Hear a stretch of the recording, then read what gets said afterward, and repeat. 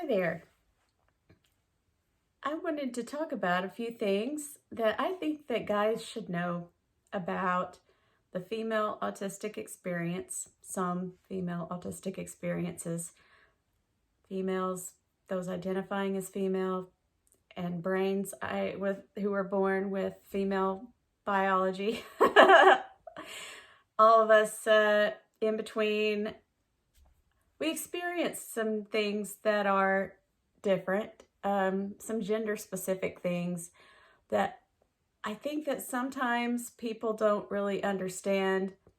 And sometimes when you try to talk about that stuff, people tend to tune out because they can't relate. So I want to make it as relatable as possible. So I'm going to tell a story. So it's story time, and I'm going to try to use my words, which is a challenge because I do have a communication disorder. So I have sensory issues, with all of this stuff that is beauty related and a lot of fashion related as well. So bear with me. You're the main character in this story, and you have to wake up every day, grab a Russian pill and makeup. Sorry, I couldn't help myself. I'm a System of a Down fan. So you wake up, you are expected to wake up at least an hour before you normally would have to wake up to start getting ready for work, because you have to spend an hour on your outward appearance for arbitrary rules, and you can't really get a good explanation why. So you get up an hour earlier to start working on your beard, to maintain your beard in the most meticulous way imaginable by, applying beard product to it that, makes it softer. Maybe apply some color that makes it, covers up those grays. And, if you were born with a curly beard, you have to straighten it out with a hot iron and put oil on it that keeps the heat from burning it. Or if you were born with the opposite, you have to do the opposite, because who knows why. And so you have to also put smelly beard oil in there to condition it. And you have sensory issues. And now all those scents are right there, right below your nose. And you don't like the feel of the oil on your hands or in your beard or on your face.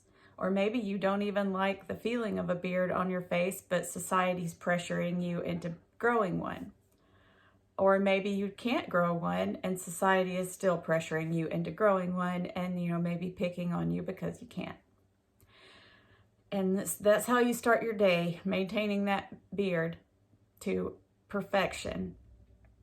And, if you have no hair, you have to shave your entire head to shiny perfection every day.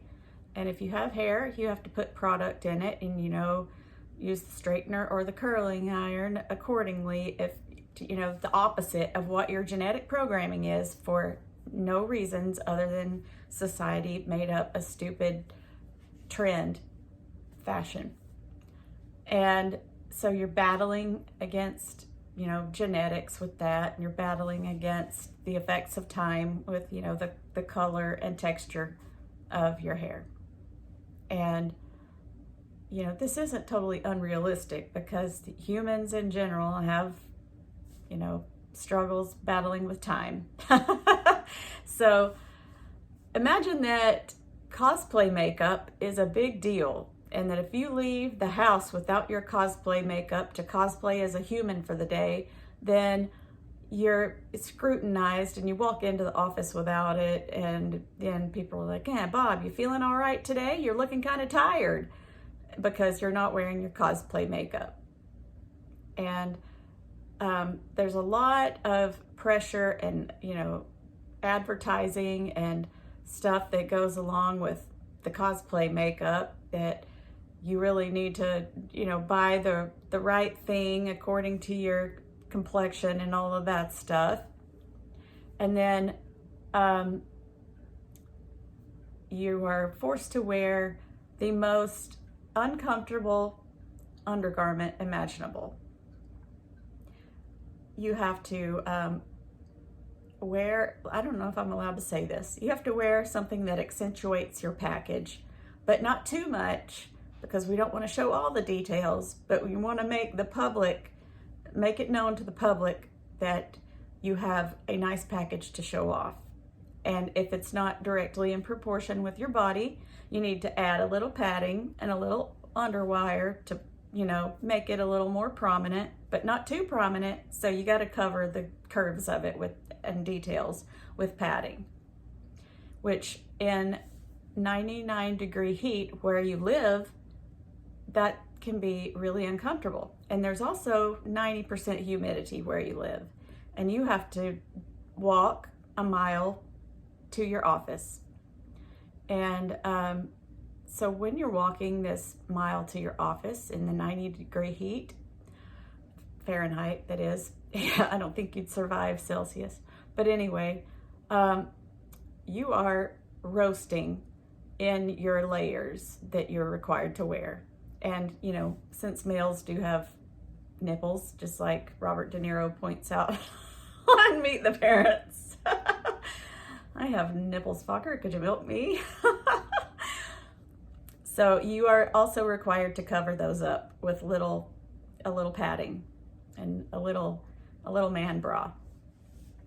So you're walking around with that on underneath your t-shirt or whatever else you're also required to wear under your dress shirt, just for properness, propriety, whichever it is.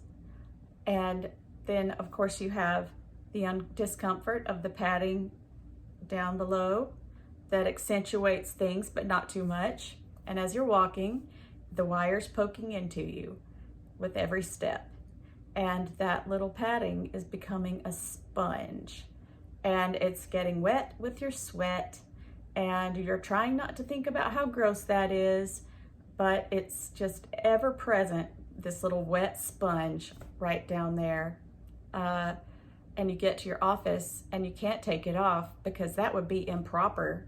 And it's right there in the dress code that you have to wear proper undergarments at all times. And imagine that you're sitting there and you just walked into the air conditioning with your wet sponge and it suddenly turns cold. And because, the air differences, it makes that sponge a cold, wet sponge. And you just have to sit there until it dries out all on its own. And, if the air conditioner is out that day, then you sit there in your hot, wet sponge for a lot of the day. And you're just getting more and more discomfort. All of these things that you have done to your appearance, you start feeling this wet sponge, the wires poking you, and you have your little constrictive man bra on, and you have smelly beard oil in, hair product that makes it feel crunchy. So every time you're thinking and you scratch your head, it's like crunch, crunch, crunch. And you have on this cosplay makeup. And, you rub your eyes because you're, looking at your screen and getting tired, and you smear it everywhere. And then, your look goes from guy liner to goth real quick. And just all of the feeling of the lotiony makeup on your skin is just, you're becoming aware of everything, every minute detail of everything touching your body. And suddenly, for some reason, lacy men's dress shirts have become suddenly in fashion. And you're also aware of this weird combination of hot and cold all over your torso, because lace it's got all those little open spaces. And so that lets in the cold air conditioning, but it also is lined on the torso so that, you can't show off the torso. So the torso is getting really hot and keeping your internal core heat trapped there against your body. And that is making your, constriction feel just a little sweaty. And so you're just thinking, I need to stop doing this. Why am I doing this? And the only good explanation that you can find for why is because it's proper. And the other reason is because that's what you're expected to do as a man. And those are the only reasons anyone can give you. And so you're sitting there suffering in your discomfort. Your boss walks in and tries to talk to you, or you have a meeting, and all you can think about is all of the minute little details of your outfit. Oh, and heels. You're wearing heels because suddenly, the revival of pre-revolutionary French fashion has come back in, and guys are wearing heels again. And so you're wearing those heels and you had to walk to your meeting, and there your wire is poking you with every step, and your sponge is getting wetter, and your heels are killing you because you had to walk to a meeting, and you're pretty sure, and your orthopedic surgeon agrees, that if you keep wearing those shoes that you'll have to have orthopedic surgery before your retirement. And you're in a meeting and you're trying to talk, but you can't communicate right because you're so distracted by every little sensory ick that is happening on your body. And you already are not great at communicating, but those things are really severely interfering with your ability to communicate. And, then imagine that you have to go on a date after your work day, and then you have to put on pantyhose or a dress or something, it's just too much for you. And you go home and you just vow never to do any of that stuff ever again because it's ridiculous and stupid, and you need to make accommodations for yourself because you have sensory issues. And you shouldn't have to dress to please anyone. You're not even observing yourself. Most of the time, you're brushing your teeth and looking at yourself in the mirror while you're doing that. But the rest of the time, you're not really observing yourself to care about how you look. So you're really only doing it for the benefit of others. So you just vow, tomorrow I'm starting anew. I am not dealing with this capitalistic BS beauty industry crap anymore. And I'm going to take care of myself. As an act of self-care, I am going to abandon this crap. And so you go into the office the next day with your scraggly beard and your, unshaved head, and you are wearing comfortable clothes, maybe a pair of boxers instead of just like the padded wired torture device that you've been wearing, and just wearing, comfortable clothes.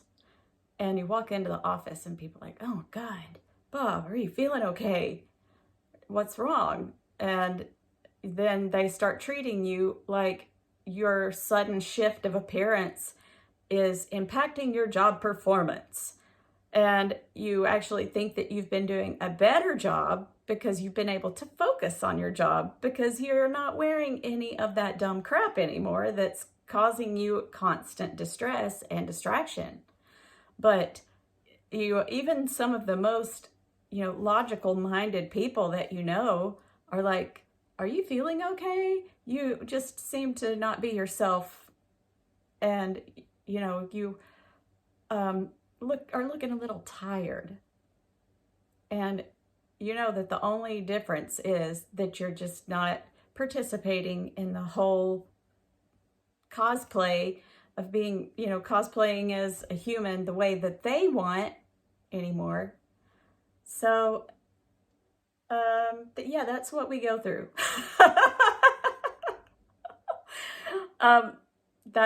That's what people who are born with female biology or identify as a female those are the kinds of expectations. Those are the kinds of things that we go through.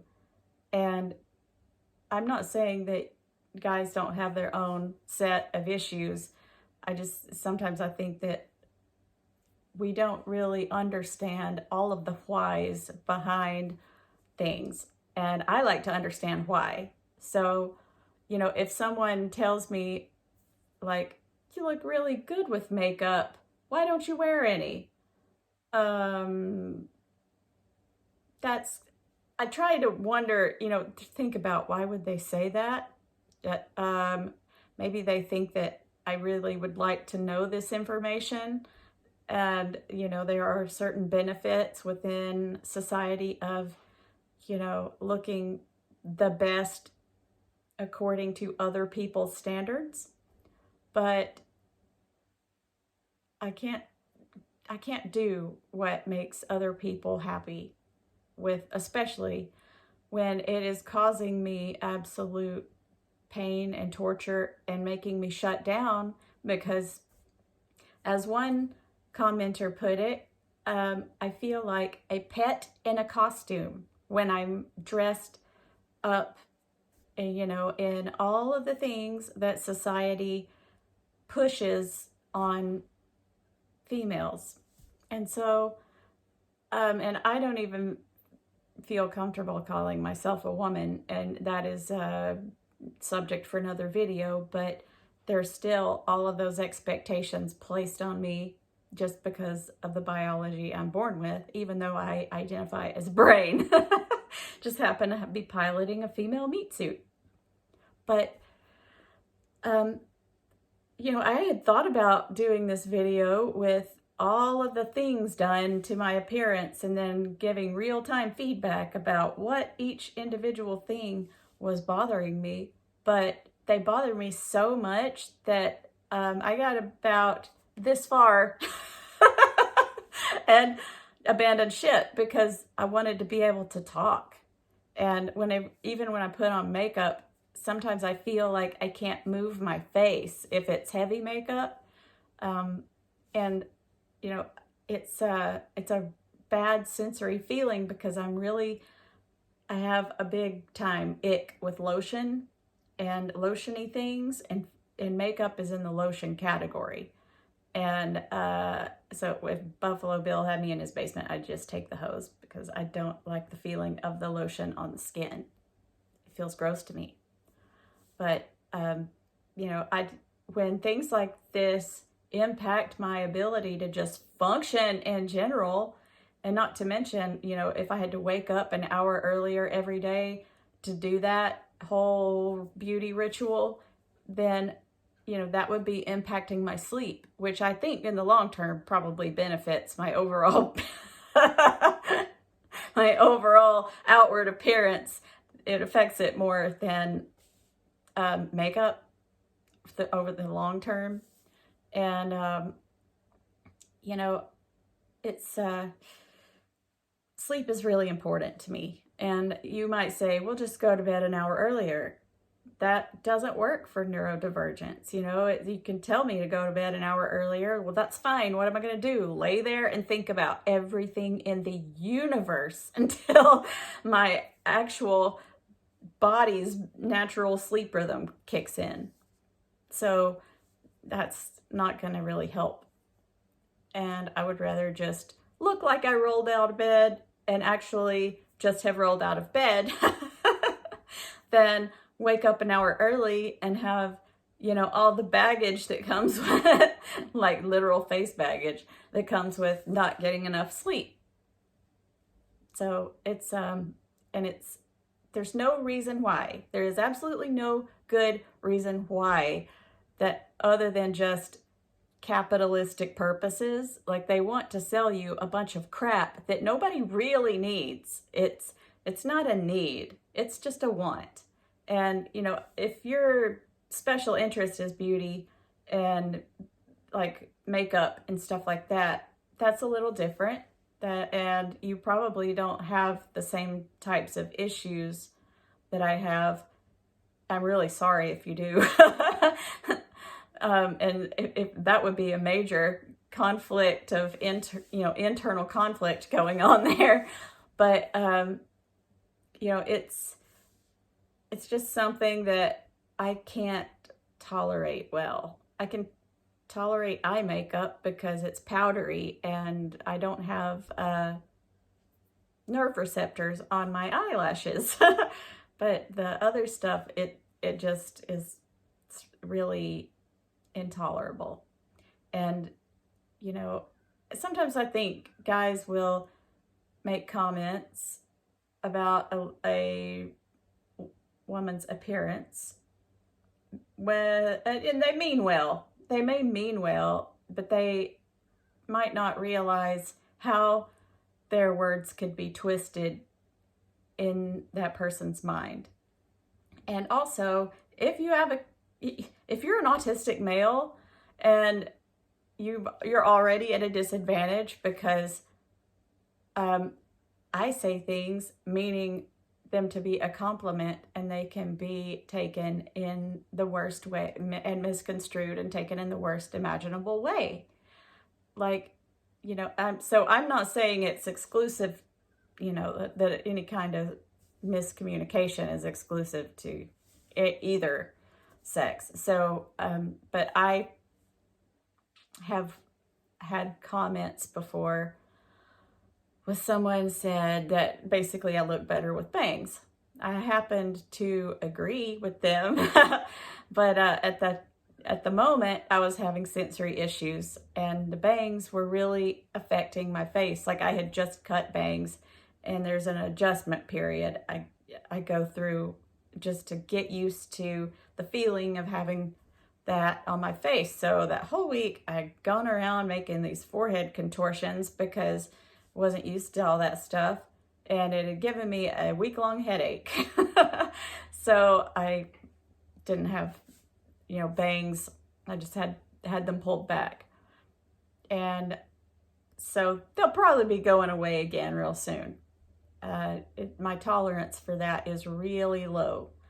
But, I don't think that person had malicious intent telling me that. But other people might see that. And, for one thing, it's really nobody's business what anyone does with their appearance.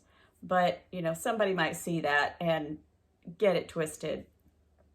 And I think that maybe sometimes it's just coming from a place of just not knowing. I hate to call it ignorance because that sounds like a strong word, but like they just don't know. So that's why I feel the urge to educate. I feel the urge to let people know that there are reasons why an autistic woman may not, want to live up to those crazy beauty standards that society has, said that everyone has to meet. And they're good reasons. And, the reasons why people meet those standards are actually not logical reasons. And the reasons why we choose not to do that are good reasons, because we physically feel the discomfort, the dysregulation, and all of the things that we do adds to the cumulative effects that end up in sensory overload, or over long-term burnout. And if you have a whole bunch of physical discomfort going on and something, other things happening, it can lead to a meltdown.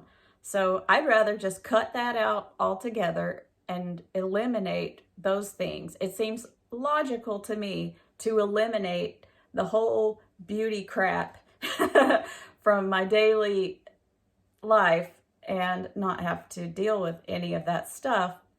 And I'm not so worried about finding a mate that I'm desperate to do it for anybody else's attention. If I've thought for the last several years that, the ideal person is going to think that I'm just adorable sitting there on the couch with messy hair, wearing a Princess Leia t-shirt, playing my video game, and wearing Nike joggers. And they're going to think that that's attractive. And the people that you attract by doing more to your hair and more to your appearance and more makeup, they are not falling for you. They're falling for the mask. And makeup is a literal mask. And, it's whenever, you are encouraged as a female to look a certain way, it's like, it's just society telling you, hey, mask harder, mask heavier, you know, buy our masking products. And I just say, no, thanks. And it's just something I just want people to understand so that maybe you won't give us a hard time about it. And like, I know that some people are more sensitive than others. I have a couple of fingers that can communicate in sign language for me. If anybody has a problem with how I present myself, but other people may be way more sensitive about it. And so I think that I realize sometimes we say something, it just like comes out of our mouth before our brain can check it. And I don't know what to do about damage control with that, except, you know, to apologize if necessary, when necessary. But if you can prevent that kind of stuff from coming out of your mouth, I highly recommend at least thinking about, why are they choosing to opt out of the hair, makeup, clothing that could make them look more like, you know, a fashion model in a magazine or whatever. And I don't think that anyone, male or female, should be held to ridiculous industry standards of beauty and fashion. I highly support comfort in all ways. Oh yeah, and jewelry. I can't stand the way jewelry feels on my skin. I don't like the cold metal against my skin. But I do wear necklaces sometimes with turtlenecks. That way I don't have to feel the metal. And this one, it doubles as a STEM toy. So it's kind of, I'll be sitting there playing with this one in my office.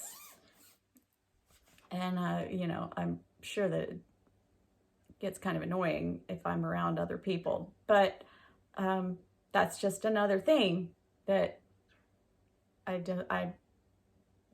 don't feel the need to decorate my body in any kind of way like that, other than tattoos, and they're permanent. I don't even feel that other than the 4 hours I spent in the chair. So and strangely enough, I have no problem with that because it is temporary, and I guess that's just a different type of thing. But yeah, so I hope that people can maybe watch this and understand a little better the sensory issues involved with outward appearance, and then think back to that little short horror story I told you about, you know, the padded torture device, and then maybe think, oh, I should probably go easy on them.